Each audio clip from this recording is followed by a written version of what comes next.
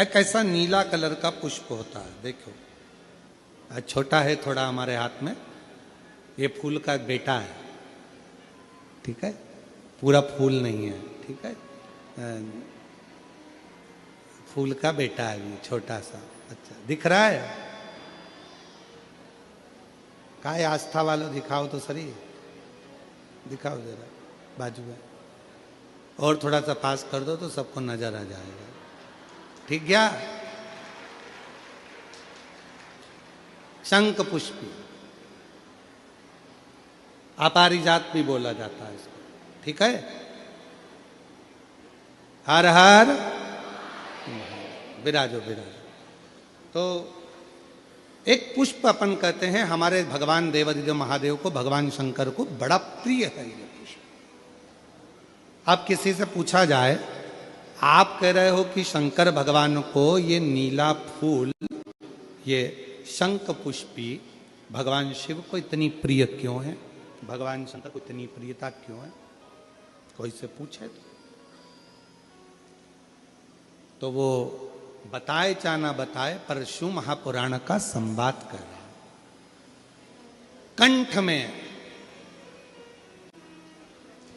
स्वयं मां जगत जननी ने 10 विद्या में से एक मां को याद किया, और मां तारा का एक स्वरूप मां सरस्वती के रूप में विराजमान हो गया। कंठ में रहने से विष की तपन के कारण, कंठ में रहने से विष की तपन के कारण उनका स्वरूप नीला पड़ गया।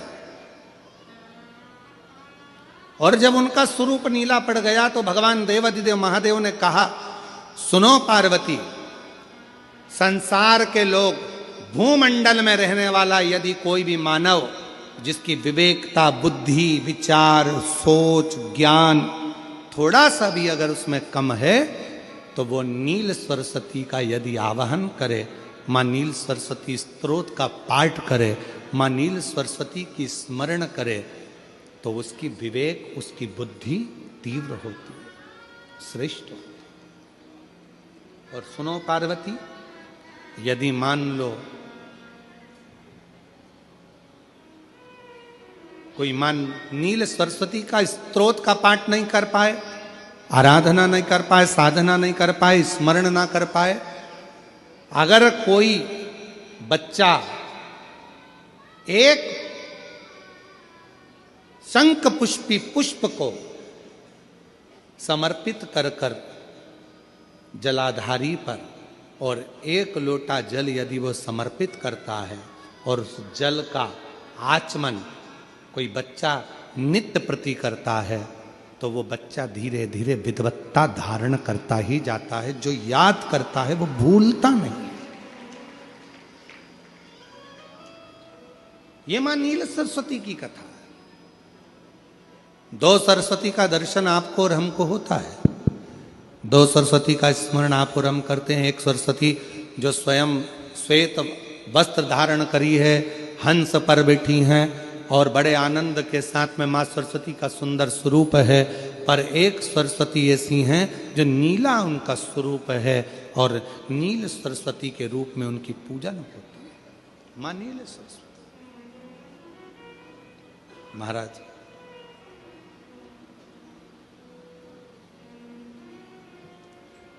जैसे कोई कोई बच्चे ऐसे होते हैं कि जन्म लेने के बाद में उनकी राल टपकती रहती है, विद्वान नहीं हो पाते, पलंग पर पड़े रहते हैं, पांव हाथ काम नहीं करते हैं, और डॉक्टरों का इलाज चलता रहता है पर वो रिटर्न नहीं आ रहा है। ये इनको बढ़ाओ ना। बच्चों की मुख से राल टपकती रहती है, विद्वत्ता नहीं रहती, माइंड थोड़ा सा कमजोर होता है, और शरीर भी उनका थोड़ा शिथिल रहता है शरीर। तो कई लोग कह देते हैं कि ये बच्चा थोड़ा जल्दी जन्म ले लिया इसलिए ऐसा हो गया, प्रीमेच्योर हो गया, ऐसा हो गया, वैसा हो गया। दवाइयाँ भी चलती हैं, इलाज भी चलता है, पर उसका कोई लाभ नहीं मिल पाता, और वो बच्चा पलंग पर पड़ा रहता है, राल टपकती रहती है, बुद्धि काम नहीं करती। छोटे छोटे भले वो 20 साल का हो गया, पर 8-10 साल के बच्चों जैसी उसमें विवेकता होती है, बुद्धि होती है। मेरा निवेदन है उन माताओं से, थोड़ी मेहनत आपको करना पड़ेगी उस बच्चे के लिए। अष्टमी, नवमी और चतुर्दशी 3 तिथियां पकड़ कर रखना। कौन कौन सी? जम के बोलो। अष्टमी, नवमी, चतुर्दशी। ये 3 तिथियां ऐसी हैं, चतुर्दशी अमावस्या की भी और चतुर्दशी पूर्णिमा की।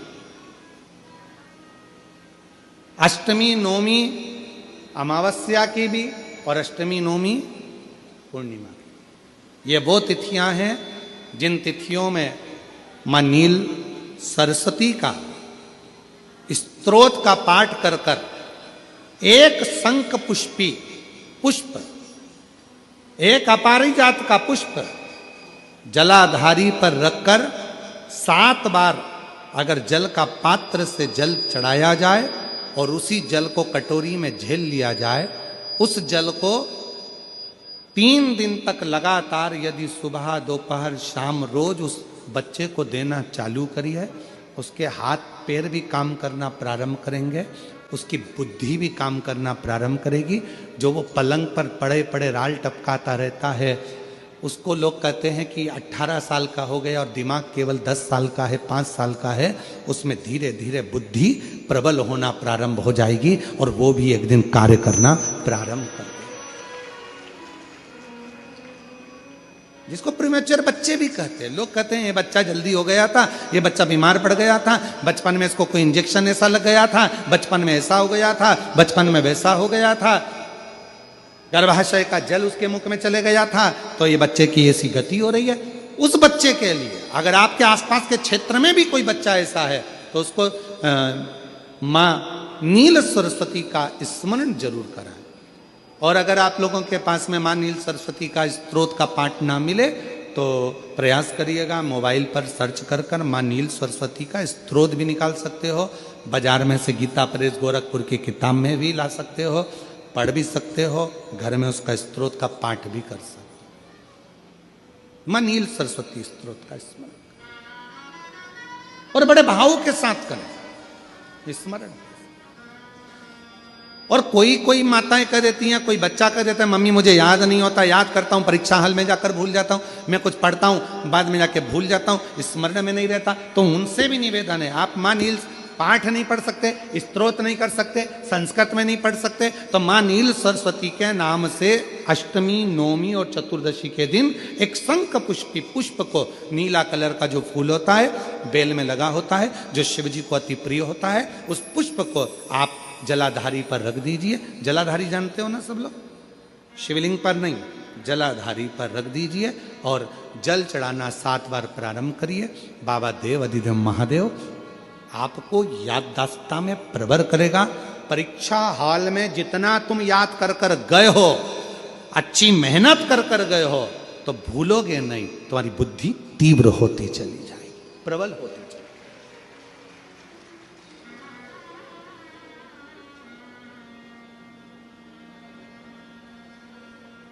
आजकल आयुर्वेद में आप लोग अगर आयुर्वेदिक दवाइयाँ लेते होंगे, आयुर्वेद वालों के पास यदि जाते होंगे, तो वो भी अगर बच्चा पढ़ने में कमज़ोर है, बुद्धि से कमज़ोर है, तो उसको शंख पुष्पी की चाय पीने का भी कहते हैं। बाजार में आती होगी शायद, है भैया कह रहे हैं कि बाजार में वो चाय भी मिलती है, नीली चाय। महाराज याददाश्ता के लिए, उसको प्रबर करने के लिए लोग शिव कथा कर रही। कौन सी सरस्वती? जम के बोलो, जम के जरा, पूरा तो नाम बोलो, मां नील सरस्वती। तुमने डायरेक्ट कह दिया नील सरस्वती। मां कौन लगाएगा? मां है ना अपनी, तो उसका संबोधन पूरा होना चाहिए। कौन सी सरस्वती?